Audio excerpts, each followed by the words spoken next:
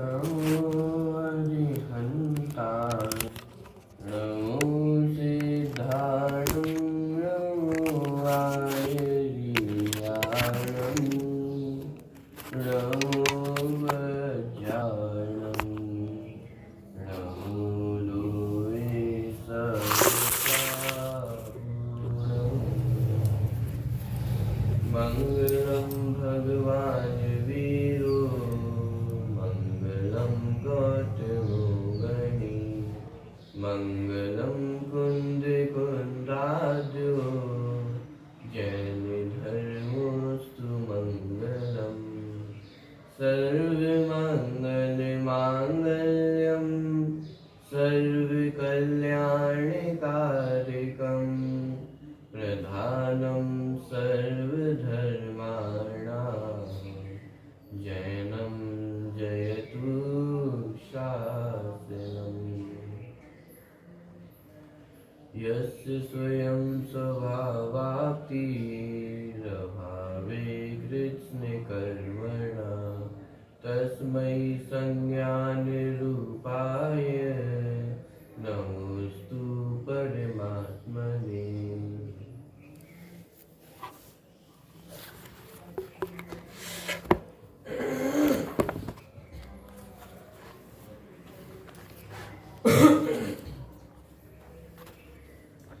पैंतीसवें number के श्लोक में हमारी चर्चा चल रही है। अज्ञानी को कोई ज्ञानी नहीं बना सकता और ज्ञानी को कोई अज्ञानी नहीं बना सकता। व्यवहार में जो गुरु कहना शिष्य कहना समझने समझाने की जो प्रक्रिया है वह निमित्त मात्र। उदाहरण दिया गतिर धर्मास्ति का है। जिस तरह गति करने में धर्म द्रव्य निमित्त मात्र होता है उसी तरह व्यवहार में गुरु आदि कहना वह भी निमित्त मात्र है, लेकिन कार्य वास्तव में स्वयं की योग्यता से ही होता है। इस तरह की चर्चा श्लोक में आई। टीका की चर्चा हमारी चल रही थी। श्लोक का पाठ यहाँ से करते हैं। श्लोक क्रमांक 35 प्रश्न क्रमांक 88। नाज्ञो विज्ञत्वमायाति विज्ञो नाज्ञत्वमृच्छति निमित्तमात्रमन्यस्तु गतिर्धर्मास्ति कायवत्। यज्ञ न पावे विज्ञता नहीं विज्ञता पर तो मात्र निमित्त है ज्यों गति में धर्मास्ति। अज्ञ ना पावे विज्ञता नहीं विज्ञता अज्ञ। माने कितने ही निमित्त क्यों ना मिल जाए, कितने ही उपदेश क्यों ना दिए जाए, लेकिन जिसकी योग्यता नहीं है तो उस अज्ञानी को विद्वान बनाना ज्ञानी बनाना संभव नहीं। उसी तरह कोई हजारों कुगुरु उपदेश दें लेकिन फिर भी कोई सम्यक दृष्टि जीव हो, ज्ञानी जीव हो और उसको मिथ्या दृष्टि बनाना अज्ञानी बनाना संभव नहीं। पर तो मात्र निमित्त है ज्यों गति में धर्मास्ति। पर द्रव्य से कुछ कार्य होता है ऐसा कहना है व्यवहार का कथन। क्यों? क्योंकि पर द्रव्य मात्र निमित्त है, कर्ता नहीं। ज्यों गति में धर्मास्ति, जिस तरह गति में धर्म द्रव्य निमित्त है। टीका की चर्चा कल हमने प्रारंभ की थी। 89 पेज पे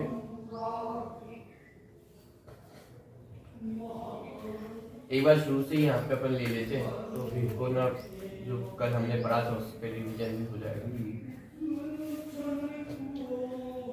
जिसके भय से घबराकर दुनिया के लोग मार्ग छोड़ दे, यहाँ वहां भाग जाए, ऐसा वज्र पड़ने पर भी प्रशम भाव संपन्न योगी जन योग से अर्थात ध्यान से चलायमान नहीं हो। यह कहने का तात्पर्य क्या है कि जो योगी जन अथवा मुनि जन है वे निमित्तों से चलायमान नहीं हो।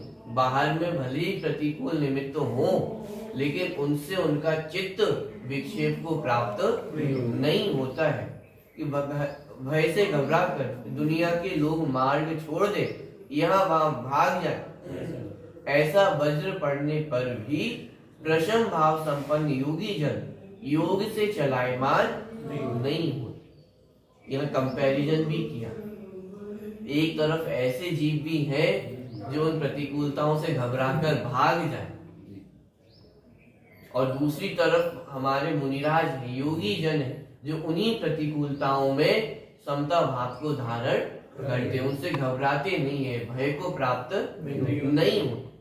तो दोनों जीवों में कंपैरिजन क्यों दिया है कि कार्य अपनी योग्यता से होता है। यदि निमित्त से कार्य होता तो फिर जिस तरह अन्य जीव भय खाकर भाग गए हैं, उसी तरह मुनिराजों को भी भाग जाना चाहिए।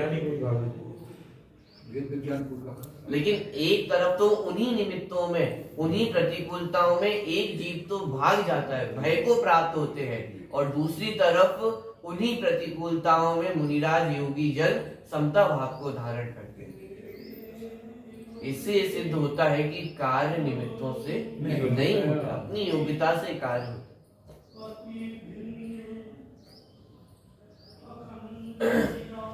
योगी जन योग से चलायमान नहीं होते, तो जिन्होंने ज्ञान रूपी प्रदीप से मोह रूपी महांधकार का नाश कर दिया है, ऐसे सम्यक दृष्टि जीव शेष परिश्रमों के आने पर क्या चलायमान होंगे कि नहीं, कि वे कभी भी चलायमान नहीं है। अब यहाँ पे प्रश्न खड़ा हो कि इस प्रकार तो बाह्य निमित्त उड़ जाएंगे, अर्थात उसका निराकरण हो जाएगा, ऐसा यहाँ कहते हैं। जैसे गुरुदेव श्री ने भी एक प्रकरण उठाया था, तो हास्य के रूप में उनका भी बहुत मजाक उड़ाया गया। क्योंकि सोनगढ़ की गाड़ी तो बिना पेट्रोल के ही चलती है, बिना चश्मे के दिखाई देने लगता है। और इस तरह से अनेकों अनेक वो हास्य व्यंग प्रस्तुत किए, लेकिन वास्तव में विचार करने योग्य है वस्तु स्थिति कैसी है। कार्य निमित्त से होता है या अपनी सहज उपादानगत योग्यता से। स्वयं में योग्यता ना हो तो कितने ही निमित्त प्रस्तुत हो, लेकिन वो कार्य नहीं हो, और जब कार्य होना होता है तो निमित्त प्रस्तुत होते ही होते हैं। अन्य अर्थात गुरु तथा शत्रु आदि प्रकृत कार्य की उत्पत्ति में तथा नाश में निमित्त मात्र है, क्योंकि वहां योग्यता ही साक्षात साधक है। जो प्रत्येक द्रव्य में योग्यता है वही साधक है किसी कार्य की उत्पत्ति में। गुरु को अथवा शत्रु को कोई कार्य बना तो गुरु को श्रेय दिया, कोई कार्य बिगड़ा तो शत्रु को श्रेय दिया, लेकिन वास्तव में देखा जाए तो गुरु अथवा शत्रु वहां निमित्त मात्र है। कार्य की उत्पत्ति तो अपनी योग्यता से ही होती।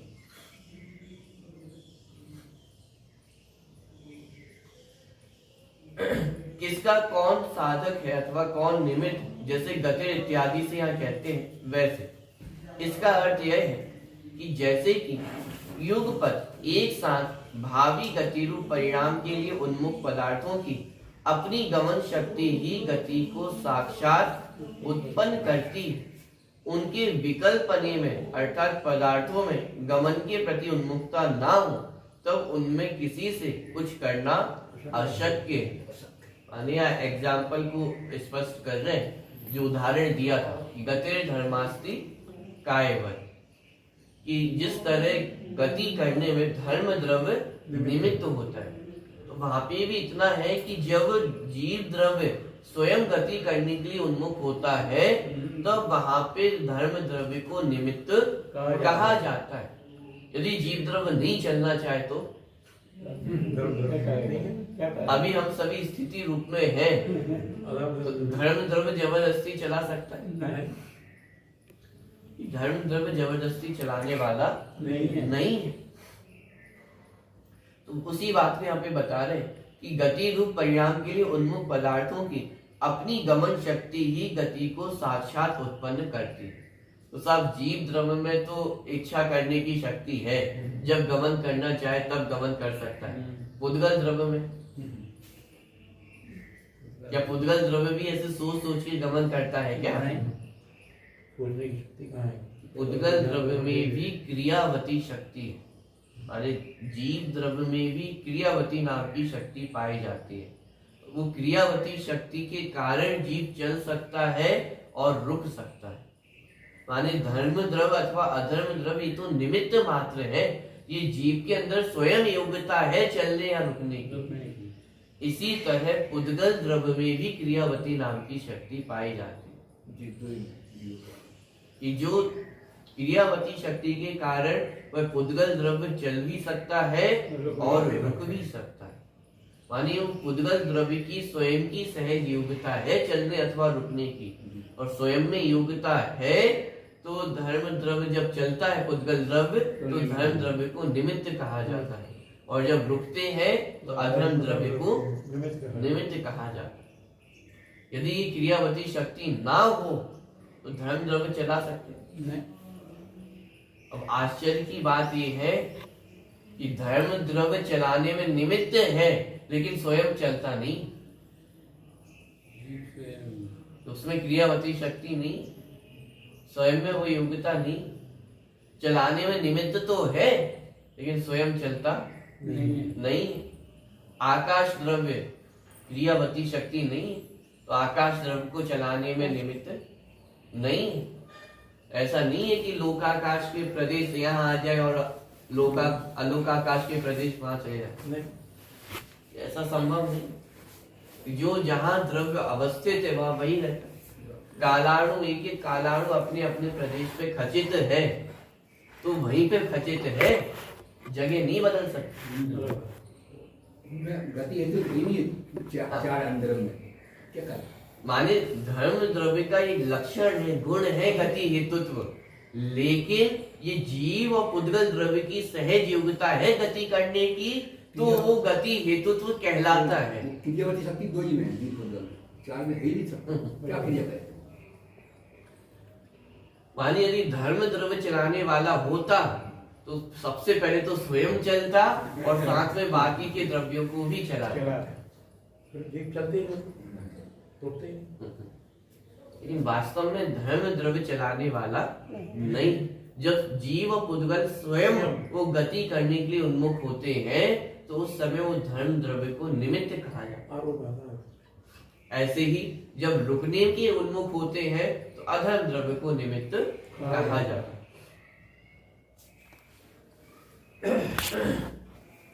उनके विकल्पने में अर्थात पदार्थों के गमन के प्रति उन्मुखता ना हो तब उनमें किसी से कुछ करना अशक्य है, अर्थात उनमें कोई गति उत्पन्न नहीं कर सकता। माने यदि जीव नहीं चलना चाहे तो कोई जबरदस्ती उसे नहीं चला सकता है।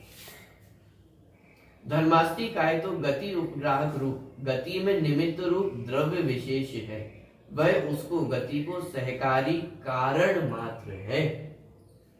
माने धर्म द्रव्य भी ऐसे सोच सोच के चलाता हो ऐसा नहीं है, वह मात्र गति को सहकारी कारण मात्र है। सहकारी अर्थात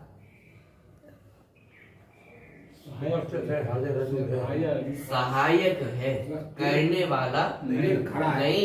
पेड़ खड़ा हो जाए, वो राही को रुकने के लिए सहायक मात्र है, रोकने वाला नहीं है। तो सहायक है, जो मछली तैरती है तो उसको तैरने में सहायक जल है, तैराने वाला वो जल नहीं। इस प्रकार प्रकृत में भी, इस विषय में भी समझना। इस विषय में ये जो उदाहरण दिया है किस बात को समझाने के लिए दिया है? स्वयं ज्ञानी होना चाहिए, स्वयं समझे तो समझे, अंधा के सब देवता दूर नहीं। कि कोई किसी को समझा नहीं सकता है, सब अपनी अपनी योग्यता के अनुसार ही समझते हैं, लेकिन जब समझते हैं तो वहाँ गुरु को निमित्त कहा जाता है, और ना समझे तो जगत में भी वहाँ गुरु पे आरोप नहीं डाला जाता। नहीं समझाया तो संभव कैसे बने? एक ही कक्षा में एक प्रथम आ रहा है, एक अंतिम आ रहा है, तो गुरु किसको निमित्त कहा है? कि व्यवहार की भाषा है कि जो प्रथम आया है तो उसमें गुरु को निमित्त कहा जाता है, अंतिम आने में गुरु को निमित्त नहीं कहा जाता। इसीलिए व्यवहार से ही गुरु आदि की शुश्रूषा सेवा करनी योग्य। व्यवहार से गुरु की सेवा करना योग्य अर्थात वो हमें अपना फल दिखाते हैं ये भाग बहुमान आता है, गुरु का बहुमान आता है। जो जिस राह पर चल के वहाँ तक पहुँचे, जो मेरा लक्ष्य है, इसलिए उनको अपन आदर्श बनाकर हमने जो निधि और विधि बताई है। तो यहाँ पे लिखा है कि व्यवहार से ही गुरु की सेवा करना योग्य है। व्यवहार से तो सेवा दो प्रकार की होती है, एक निश्चय की सेवा और एक व्यवहार की सेवा। निश्चय की सेवा धर्म ले जाएगा, व्यवहार की सेवा की सेवा तो आत्मा ही आत्मा ले जाएगा। निश्चय सेवा मतलब आत्मानुभूति होगा। व्यवहार से सेवा करने योग्य है का अर्थ ये है कि व्यवहार से मैं सेवा करता हूँ या कर सकता हूँ या ऐसा कहना यह व्यवहार है। सेवा करना तो सेवा है। जैसे मैं आपसे पूछूं कि आप भोजन व्यवहार से करते हैं या निश्चय से करते हैं? भोजन तो भोजन करते हैं, निश्चय से ही होता है कि मैं भोजन करता हूँ ऐसा कहना ये व्यवहार का कथन है, और मैं भोजन करने वाला नहीं हूँ ऐसा कहना ये निश्चय नहीं का कथन है। लेकिन वो क्रिया में नहीं है कि साहब एक सेवा एक व्यवहार की सेवा होती और एक निश्चय की सेवा होती हो, ऐसा नहीं कि ऐसा नहीं है। तो सेवा तो सेवा है, लेकिन उस सेवा को करने वाला मैं हूँ ऐसा कहना ये व्यवहार नहीं का कथन है, और ऐसा मान लेना ये मिथ्या है। बात समझ में आ रही?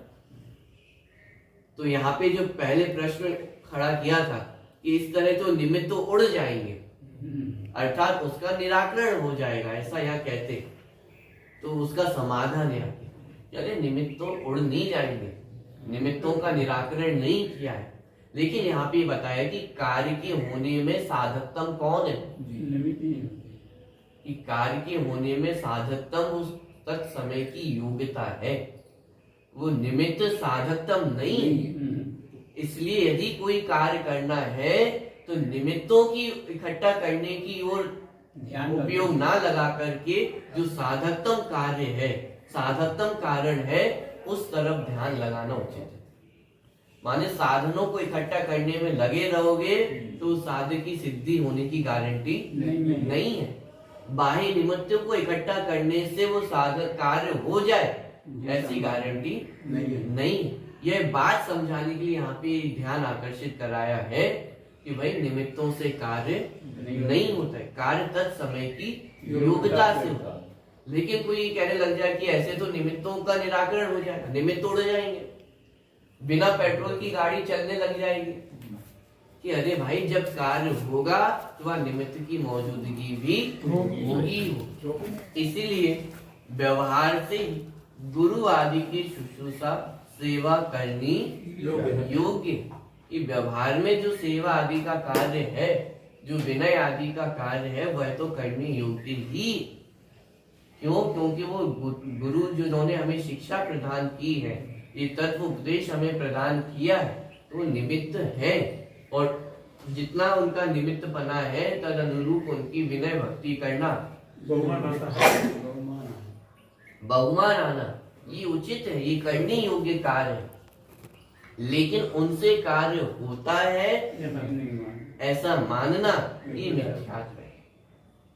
जितने अंशों में राग है तद अनुरूप राग की प्रवृत्ति भी होगी, लेकिन वो राग उपादेय है अथवा वो राग को करने वाला मैं हूं ऐसा मानना ये मिथ्यात्व है।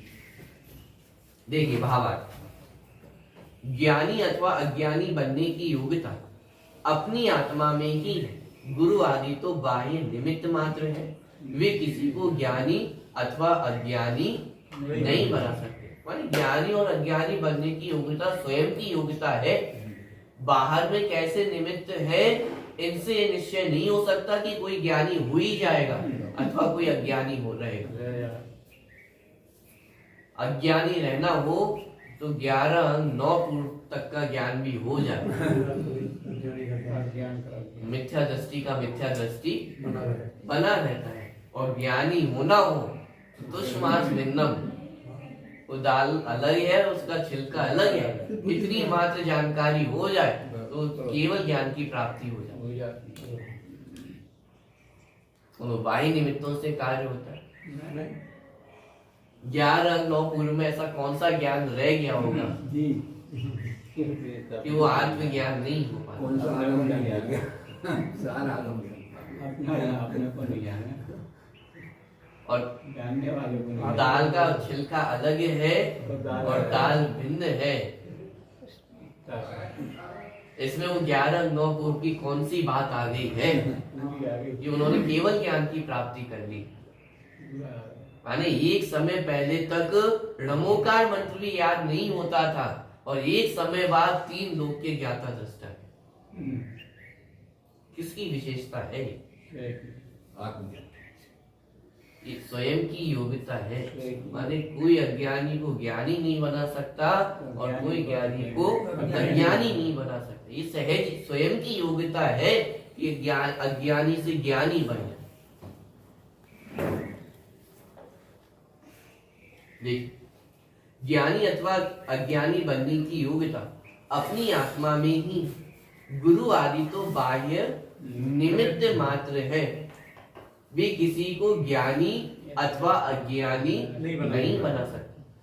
तो फिर प्रश्न खड़ा होता है, तो फिर गुरु उपदेश क्यों देते हैं? आचार्यों ने शास्त्र लेखन क्यों किया है? तीर्थंकर की दिव्य ध्वनि क्यों कीर्ति? उनका तो अलग है, इनका तो इतना राग हो गया राग में कि अरे इस भ्रम में नहीं रहना कि उनको कोई विकल्प है कि मैं बोलूंगा, मैं उपदेश दूंगा तो आपको सम्यक दर्शन हो ही जाएगा। कितने लोगों का भला हो जाएगा। हाँ, उनको मात्र शास्त्र लेखन का विकल्प है तो ये उनका स्वयं का राग है। उन्होंने अपने राग की पूर्ति की है, लेकिन उस राग की पूर्ति में उन्हें ये विकल्प नहीं है कि मेरे उपदेश से सम्यक दर्शन हो ही जाए। सबको भला होगा। मैंने उपदेश दिया है तो सम्यक दर्शन होना ही चाहिए, समझ में आना ही चाहिए। ऐसा नहीं। इस भ्रम में नहीं रहे। शास्त्र लेखन किया है, ये सारे उपदेश आदि क्रियाएं होती हैं क्योंकि उस समय उस संबंधी उन्हें राग है। लेकिन राग के कर्ता वे बनते हो ऐसा नहीं। कि ऐसा नहीं है। उपदेश देने का भाव आता है तो उपदेश होता है, लेकिन वो उपदेश देने के कर्ता बनते हो तो अरे देखो मैंने कितना अच्छा उपदेश दिया है, मेरे निमित्त से कितने जीवों को सम्यक दर्शन की प्राप्ति हुई है। ये भी अज्ञान नहीं है। ये अज्ञानता है। राग होना ये अज्ञानता नहीं है, लेकिन राग का कर्ता अपने आप को मानना ये अज्ञानता है। तो मुनिराजों को भी राग आता है और जितना राग आता है तद अनुरूप बाहर में वैसी क्रियाएं भी होती हैं, लेकिन उस राग के कर्ता वे नहीं। पदार्थों में परिणमन के लिए जो उन्मुख योग्यता होती है उस रूपी ही कार्य संपन्न अर्थात निष्पन्न होता है, क्योंकि कारणानुविधायिनी कार्याणि अर्थात कारण जैसे ही कार्य होते हैं। अन्य पदार्थ तो उसके परिणमन में निमित्त मात्र। प्रत्येक पदार्थ की परिणमन उन्मुक्ता ही क्षणिक उपादान ही कार्य रूप परिणमता है। जैसा कारण होता है वैसा ही कार्य होता है। ज्ञानी होना ये किसका परिणमन है? ये जीव का परिणमन, माने ज्ञान गुण का परिणमन है। तो ज्ञान गुण का परिणमन ज्ञान गुण से ही होता है, बाहर अन्य पर द्रव्यों से नहीं होता, क्योंकि जैसा कारण होगा वैसा कार्य होगा। अन्य बाहर में जो परद्रव्य है वे तो जड़ है, उनमें ज्ञान नहीं है, तो उनसे ज्ञान का कुछ कार्य हो जाए ये संभव कि ऐसा संभव नहीं। इसलिए 11-9 पूर्व से कोई ज्ञानी हो जाए ये संभव नहीं है। क्यों? क्योंकि जैसा कारण होता है वैसा कार्य होता है।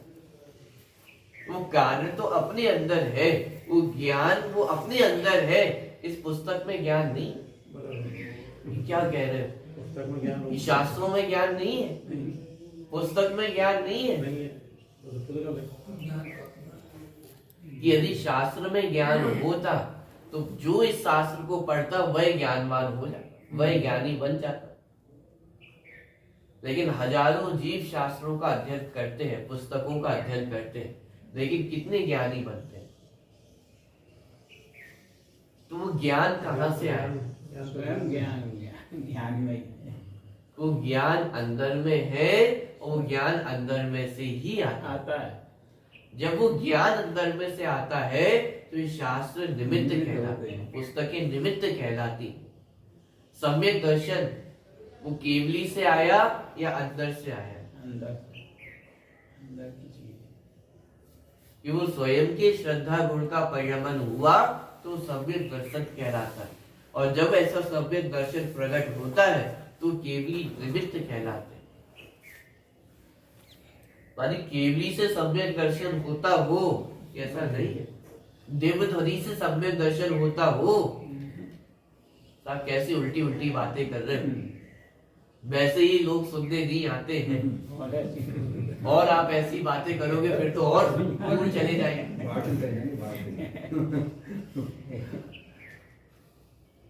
लेकिन ये हमें लगता है, लेकिन जिसको तत्व की बातें समझ में आती है वो इस तत्व की और सन्मुख ही होता है, विपरीत नहीं होता। मानी यहाँ ये निमित्त कहकर के किसी का अपमान नहीं किया जा रहा है। साहब आप तो तीर्थंकर भगवान का अपमान कर रहे हो कि उनकी दिव्य ध्वनि हो और सम्यक दर्शन ना हो, ऐसा हो सकता है? हो रहा है। कि अरे इसमें अपमान की बात नहीं है। क्यों मारीची का जीव चला गया तो उससे आदिनाथ भगवान का अपमान हो गया? कि अरे इसमें अपमान नहीं हुआ, बल्कि जो दिव्य ध्वनि में बातें आई थी वो और प्रसिद्ध हो गई। दिव्य ध्वनि में यही तो आया था कि एक द्रव्य दूसरे द्रव्य का कर्ता नहीं है, और वो उस प्रसंग से ये बात सिद्ध हुई ना कि जगत में जो सबसे उत्कृष्ट पद पे है वो भी किसी द्रव्य के कर्ता नहीं है।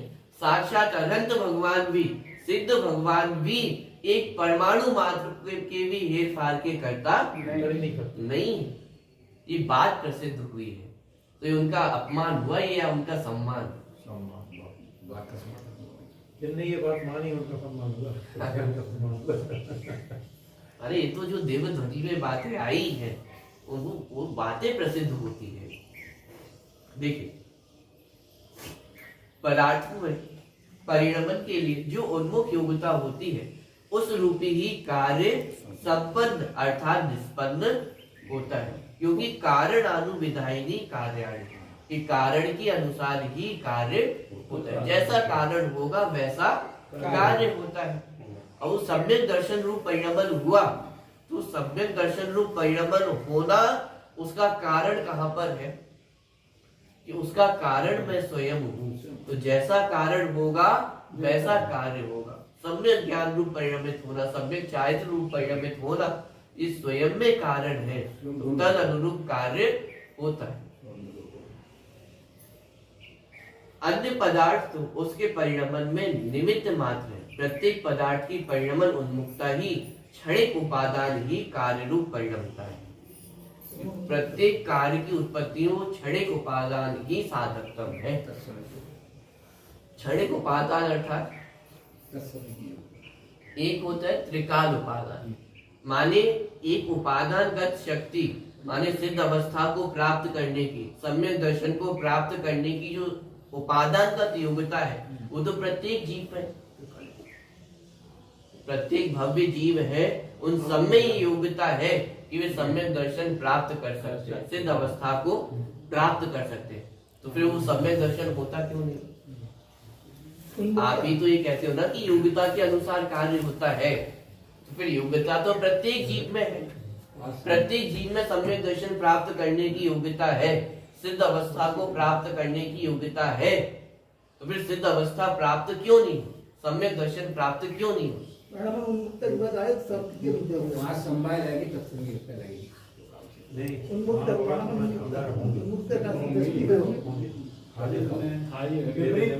समय की योग्यता हो तो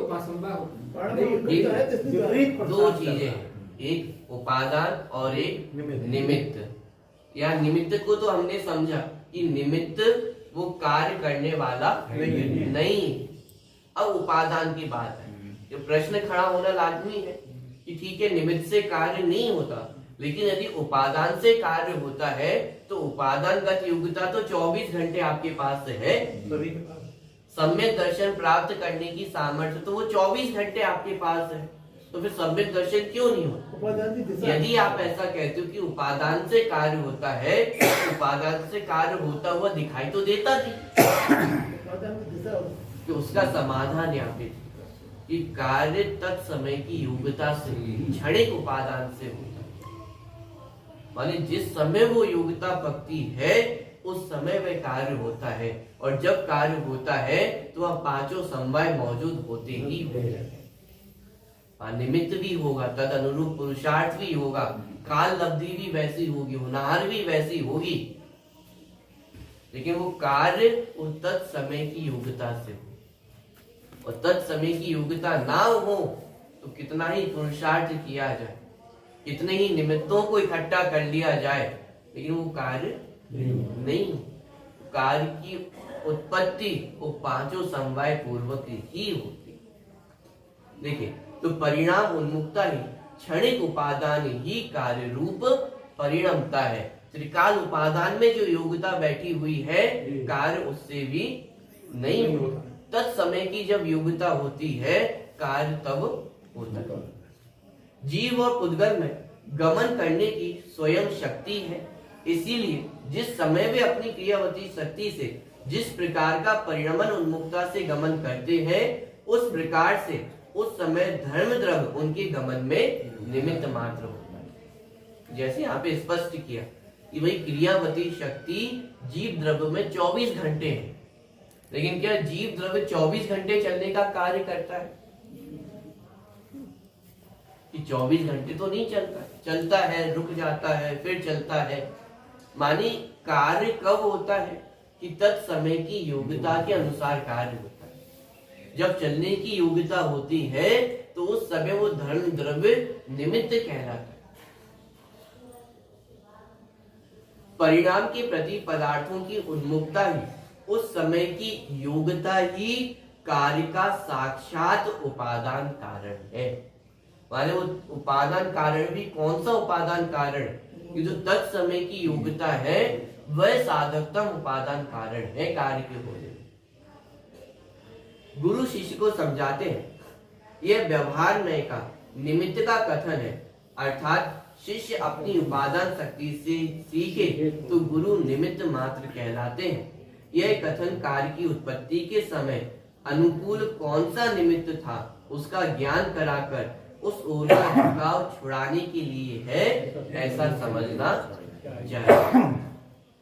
कि गुरु शिष्य को समझाते हैं, ये जो कथन है ये व्यवहार नय का कथन है, कि कोई किसी को समझा नहीं सकता है। यदि गुरु के समझाने से समझ में आता हो तो गुरु के तो 100 शिष्य हैं, सबको एक जैसा समझ में आता है। अपने साथ भी होता है या नहीं होता? एक ही ग्रंथ को आप पहली बार पढ़े और उसी ग्रंथ को दूसरी बार पढ़े तो कुछ अर्थ विशेष ख्याल में आता है या नहीं आता? फिर उसी बात को तीसरी बार पढ़े तो कुछ और रहस्य ख्याल में आता है। फिर उसी ग्रंथ को चौथी बार पढ़े तो कुछ और रहस्य ख्याल में आता है। माने ऐसा क्यों?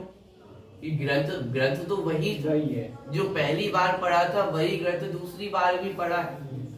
ऐसा तो नहीं कि पहली बार जो ग्रंथ पढ़ा था उसमें कुछ और लिखा था और दूसरी बार पढ़ा तो उसमें कुछ और लिखा। वही अक्षर है, वही सब लेखन है, लेकिन एक बार पढ़ते हैं तो कुछ और ख्याल में आता है और दूसरी बार पढ़ते हैं तो अर्थ कुछ और विशेष ज्ञान में आता है। कि ऐसा क्यों? क्योंकि वो ज्ञान अपने में से ही आता है, और जब वो ज्ञान अपने में से आता है तो वहां पे शास्त्र को निमित्त कहा जाता है। वो गुरु का उपदेश तो एक ही है, वो सम्यक दर्शन, सम्यक ज्ञान, सम्यक चारित्र का उपदेश। कि मोक्ष मार्ग किसका नाम है? कि सम्यक दर्शन ज्ञान चारित्राणी मोक्ष मार्ग। ये उपदेश तो एक ही है, लेकिन वो ख्याल में आना कि वो अपनी योग्यता पे निर्भर करता है। जब वो सम्यक दर्शन ज्ञान चारित्र की प्राप्ति हो जाएगी तब वो जैसा अर्थ उस समय भाषित होगा वो वैसा अर्थ अभी भाषित होता है। अभी तो मात्र वो शब्द है हमारे लिए, हाँ सम्यक दर्शन ज्ञान चारित्र की एकता का नाम मोक्ष मार्ग है, लेकिन जिस समय वो हमें प्रकट होंगे कि उस समय जैसा अनुभव होगा, उस समय जैसा ज्ञान होगा, वो अभी है। माने वो शब्दों से ज्ञान नहीं होता है, उपदेश से ज्ञान नहीं होता है, ज्ञान अपनी योग्यता से होता है। और जब अपनी योग्यता से ज्ञान होता है तो बाहर में निमित्त होंगे ही होंगे, बाहर में वो शास्त्रों का अध्ययन होगा ही होगा, गुरु का उपदेश होगा ही होगा। तो गुरु शिष्य को समझाते हैं यह व्यवहार नए का निमित्त का कथन है, अर्थात शिष्य अपनी उपादान शक्ति से सीखे तो गुरु निमित्त मात्र कहलाते। यह कथन कार्य की उत्पत्ति के समय अनुकूल कौन सा निमित्त था इसका ज्ञान कराने के लिए है। माने सम्यक दर्शन की प्राप्ति होगी तो उसके अनुकूल निमित्त सच्चे देवशास्त्र गुरु ही होंगे। कुदेव कुगुरु कुशास्त्र का सेवन करके उनका समागम करके सम्यक दर्शन की प्राप्ति हो जाए कि ऐसा 3 काल में संभव नहीं। मानिए सच्चे निमित्तों की जानकारी कराई, अनुकूल निमित्तों की जानकारी कराई कि कोई कार्य की उत्पत्ति होगी तो उसके अनुकूल निमित्त ये है, लेकिन इनसे कार्य हो जाएगा कि अनुकूल निमित्तों का ज्ञान करा करके कुदेव कुगुरु कुशास्त्र से बचाया है, विपरीत निमित्तों से बचाया है। लेकिन सच्चे निमित्तों के पास आ गए और इतने मात्र से कार्य हो जाए, ये भी भ्रम है। क्यों? कार्य स्वयं के पुरुषार्थ से होगा, तत्समय की योग्यता से होगा। जब कार्य होगा तो वह निमित्तों की मौजूदगी होगी, 100% होगी, लेकिन कार्य उनसे होगा कि ये मिथ्यात्व है। तो उसका ज्ञान करा करके, माने अनुकूल निमित्त का ज्ञान करा करके उस ओर का झुकाव छुड़ाने के लिए ऐसा कथन किया। माने निमित्तों के प्रति झुकाव छुड़ाने के लिए निमित्त का कथन है। माने जब तक निमित्ताधीन दृष्टि बनी रहेगी तब तक वो कार्य की उत्पत्ति नहीं होगी। जगत में भी जो प्रसिद्ध होते हैं या सफल होते हैं वो कौन होते हैं? कि जो निमित्तों की ओर दृष्टि हटा करके अपनी योग्यता पे ध्यान देते हैं वे सफलता को प्राप्त होते हैं। जगत में भी जो मोटिवेशनल स्पीचेस होती है, प्रोत्साहन बढ़ाने के लिए जो सब सेमिनार वगैरह होते हैं, वहां पे भी क्या सिखाया जाता है कि भाई बाहर में भले ही कितनी प्रतिकूलताएं हो, कितने कितने उदाहरण दिए जाते हैं, प्रसिद्ध व्यक्तियों के उदाहरण दिए जाते हैं कि भाई उनके पास क्या था, कि वो भी आप जैसे ही एक सामान्य व्यक्ति थे, कभी वो भी कभी गरीब थे, कभी उनके पास भी अनुकूलताएं नहीं थी, लेकिन वे उन प्रतिकूलताओं में से उठ करके बाहर आए। कैसे बाहर आए? कि अपनी शक्ति की ओर, अपनी योग्यता पे ध्यान दिया तो उन प्रतिकूलताओं से बाहर आ सके। यदि उनकी दृष्टि वो निमित्ताधीन दृष्टि होती तो वे उन परिस्थितियों से बाहर आ पाते कि नहीं आ पाते। माने ये तो जगत का भी एक सामान्य नियम है कि जो निमित्तों के पीछे रोता रहता है वो जिंदगी भर रोता ही रहता है, आगे नहीं बढ़ पाता। आगे वे ही बढ़ते हैं जो निमित्तों की ओर से दृष्टि हटा करके अपनी योग्यताओं पे ध्यान देते हैं। वही बात तो आचार्य यहाँ पे कह रहे हैं कि निमित्तों से कार्य होने वाला नहीं है, बाहर में अनुकूलताओं प्रतिकूलताओं से कार्य बनता या बिगड़ता नहीं है। वो कार्य सहज स्वयं की योग्यता से होता है। उपदेश किस बात का है कि भाई अभी तक जो निमित्तों के पीछे पागल हो रहे हो कि ये मिल जाए ये मिल जाए, कि धर्म कब होगा कि बाहर में थोड़ी अनुकूलताएं बच जाए, थोड़ी घर गृहस्थी व्यवस्थित हो जाए, शरीर स्वस्थ हो, आंखें अच्छे से काम करे तो धर्म हो सकता है। जी। और ये सारी क्रियाएं ना हो तो रेड बंद हो तो पानी पीऊंगा, रेड बंद होना नहीं है। तो आचार्य का ये उपदेश है कि अरे कार्य निमित्त से नहीं होता, अपनी उपादान शक्ति से होता कि कार्य अपनी उपादानगत योग्यता से हो। आंखें खराब हो गई, शास्त्र नहीं पढ़ पा रहे, तो सम्यक दर्शन हो सकता है कि नहीं हो सकता। कदाचित कोई ऐसा रोग हो गया कि मंदिर भी नहीं आ पा रहे, तो सम्यक दर्शन हो सकता है कि नहीं हो सकता। मानी ये जो हमारे बहाने बन जाते हैं ना कि साहब बाहर में ऐसी प्रतिकूलता है तो अब कैसे करें, तो आचार्य यहाँ पे कह रहे हैं कि घबराने की आवश्यकता नहीं। आपका कोई बहाना या काम करने वाला नहीं है, क्योंकि बाहर में जो जो बहाने आपके हैं वो मात्र निमित्त है, वो कार्य की उत्पत्ति में साधकतम कारण नहीं है। कार्य की उत्पत्ति में जो साधकतम कारण है वो स्वयं आपके पास है। सम्यक दर्शन प्राप्त करने के लिए वो श्रद्धा गुण की आवश्यकता है, अपने आप के ऊपर श्रद्धा करने की आवश्यकता है, पर की आवश्यकता कहाँ? कार्य स्वयं की योग्यता से होता है कि निमित्तों की ओर का झुकाव छुड़ाया। जब अभी तो हमें दिव्य ध्वनि सुनने को नहीं मिलती, चौथे काल में तो दिव्य ध्वनि सुनने को मिलती थी, इसलिए सम्यक दर्शन हो जाता था। अभी तो वो दिव्य ध्वनि कीर्ति नहीं है, तीर्थंकर का विरय है, इसलिए सम्यक दर्शन कठिन है। परिणाम की उन्मुक्ता अर्थात तत्समय की योग्यता। सब तीर्थंकर का विरय है, इसलिए सम्यक दर्शन नहीं होता। यानी इस भ्रम में नहीं रहना। उस समय भी थी। चौथे काल में भी सम्यक दर्शन होता था तो अपने स्वरूप का निर्णय करने से होता था, और पंचम काल में भी यदि सम्यक दर्शन होता है तो अपने स्वरूप के निर्णय करने से होता है।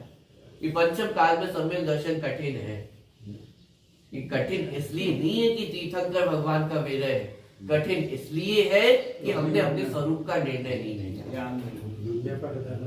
अपने को नहीं माने जब तक जीव की दृष्टि निमित्ताधीन रहेगी तब तक वो निमित्तों पे दोष बढ़ता रहेगा। अरे साहब ऐसा नहीं है, वैसा नहीं है, ये सुविधाएं नहीं है। निमित्तों पे आरोप मढ़ना ये बहुत आसान है, लेकिन निमित्ताधीन दृष्टि हटा करके अपनी उपादानगत योग्यता पे ध्यान देना ये पुरुषार्थ है।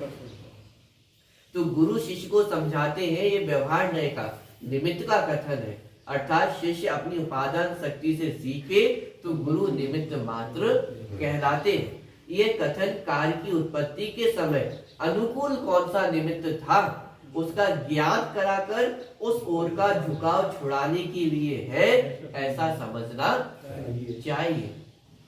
कि गलत मार्ग पर ना जाए तो निमित्तों का ज्ञान कराया कि भाई कुदे कुगुरु कुशास के पास नहीं जाना, 5 पाप नहीं करना, 4 कषाय नहीं करना, सप्त व्यसन नहीं करना। तो फिर क्या करना?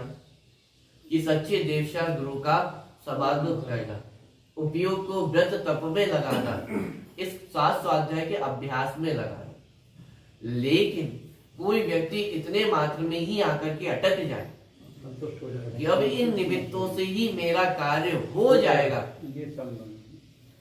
अरे इस भ्रम में भी नहीं रहना। हाँ, जब सम्यक दर्शन की उत्पत्ति होगी तो सच्चे देवशास्त्र गुरु ही निमित्त होंगे, ये शास्त्र स्वाध्याय ही निमित्त होगा, व्रत तप संयम ही निमित्त होंगे, लेकिन उनसे कार्य होगा कि ये भ्रम है। क्योंकि इतना मात्र करना ये तो हमने अनादि बार किया है, अनादि बार से अनंत बार हमने किया है।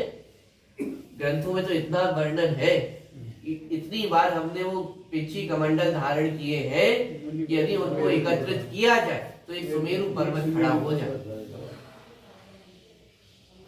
मानी ये कार्य तो हमने अनंत बार किया है, लेकिन जो करने योग्य कार्य था वो एक बार भी नहीं किया।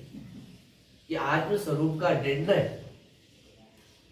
आज जब आचार्य उपाध्याय साधु परमेश्वरी की परिभाषा कही और उनका सामान्य स्वरूप कहा, तो वहां पे लिखा कि अंतरंग में शुद्धोपयोग द्वारा अपने को आप रूप अनुभव करते हैं।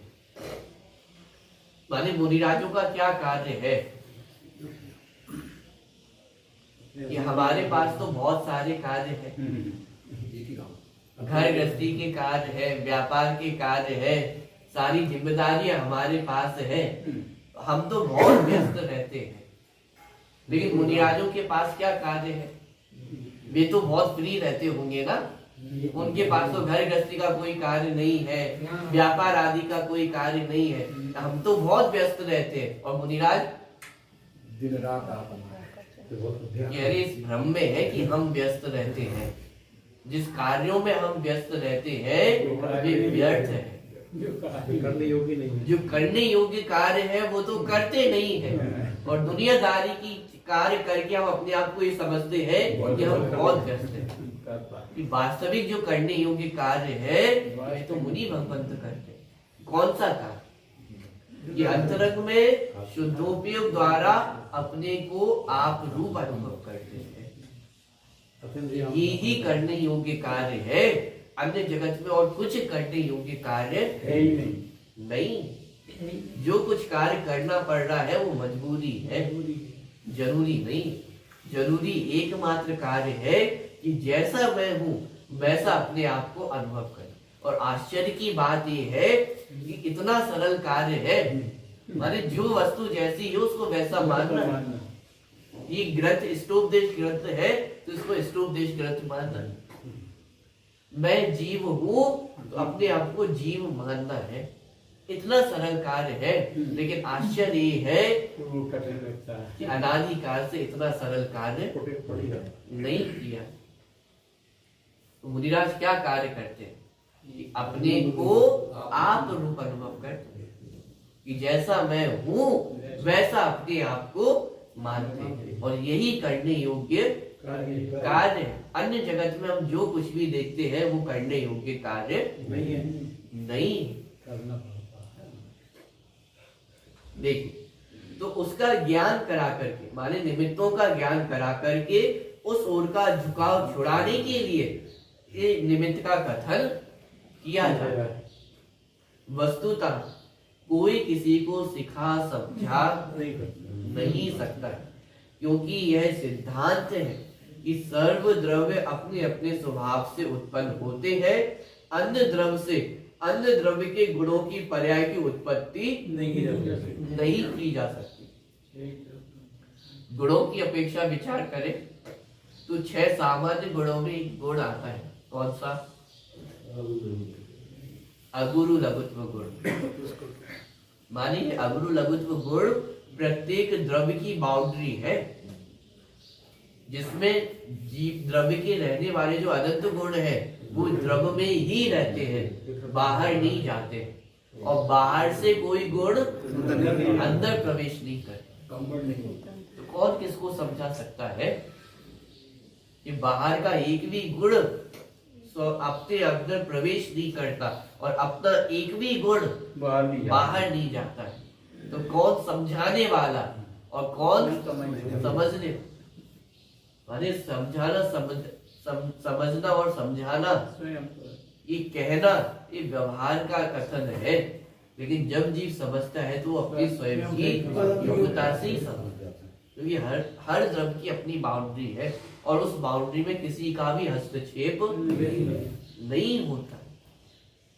और ये बहुत महत्वपूर्ण तथ्य है। क्यों?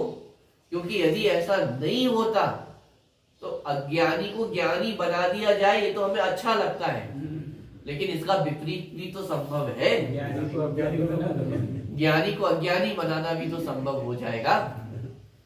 बनाने बिगाड़ने का काम ही नहीं है। कि अज्ञानी को ज्ञानी बनाने की बात तो अच्छी लगती है, ज्ञानी को अज्ञानी तो नहीं बना सकते, लेकिन ज्ञानी को अज्ञानी बनाना वह भी तो संभव हो जाएगा। अरे अज्ञानी को भी ज्ञानी नहीं बना सकते। वो अपनी योग्यता पे होगा। बात वो चल रही है, कोई किसी को बना नहीं सकता। बात समझ माने एक द्रव्य यदि दूसरे द्रव्य का कर्ता कहे तो जैसे अज्ञानी को ज्ञानी बनाया, वैसे तो कोई ज्ञानी को भी अज्ञानी बना सकता है।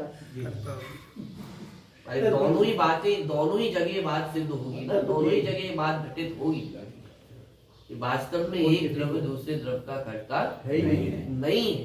तो अंतिम निष्कर्ष से निकला है कि वस्तुतः कोई किसी को सिखा समझा नहीं सकता है, क्योंकि यह सिद्धांत है कि सर्व द्रव्य अपने अपने स्वभाव से उत्पन्न होते हैं, अन्य द्रव्य से अन्य द्रव्य के गुणों की पर्याय उत्पत्ति नहीं की जा सकती। ठीक है, आगे की शेष चर्चा पर आगे तक। सहजानंदी शुद्ध स्वरूपी अविनाशी मैं आत्मस्वरूप, सहजानंदी शुद्ध स्वरूपी अविनाशी मैं आत्मस्वरूप, सहजानंदी शुद्ध स्वरूपी अविनाशी मैं स्तुति नंबर 15, पेज नंबर 23, स्तुति नंबर 15। सुधा बरसाए जिन वाणी, वस्तु स्वरूप बताए जिन वाणी,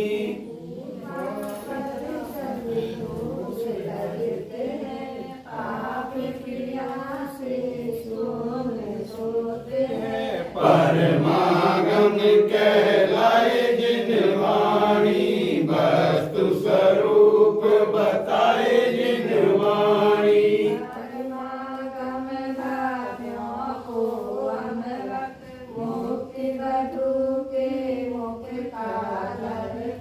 भव सागर से तारे जिन वाणी, वस्तु स्वरूप बताए जिन वाणी,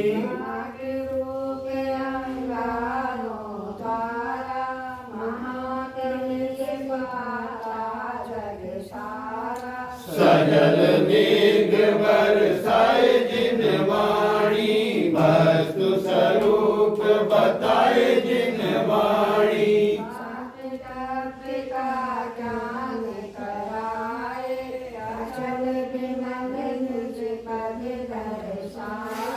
सुख सागर लहराए जिन वाणी, वस्तु स्वरूप बताए